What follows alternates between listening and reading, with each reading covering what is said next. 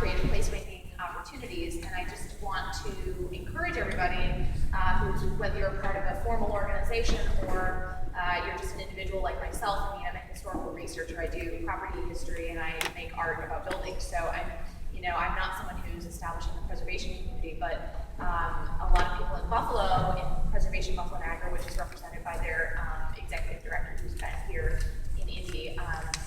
They've embraced us. I don't think there's a formal partnership happening yet, but we're also just a bunch of grassroots organizations doing kind of, preservation by accident. So I think keep reaching out to individual artists, like go to the galleries, keep your ear to the ground. That's a really good piece of advice I can find.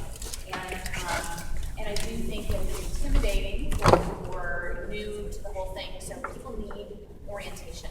They need to be shown the way, they need their hand held a little bit. I know that the first preservation conference I went to was in Buffalo, and so, I went there and I had no clue what all this was, and there was a Preservation 101 session that I attended, and I learned a great deal about it, and I think that in the intervening years, I've seen a lot more projects like this happening, and it's really encouraging. I mean, Art Place America is a grant that my organization will be going for this year, because they do projects that merge historic places with, with creative efforts of all kinds. So I think that's really something that we should all be pursuing. And if if like myself, you're intimidated by the things that you don't know or the groups that you don't know, you really have to just start meeting people, just reaching out to individuals.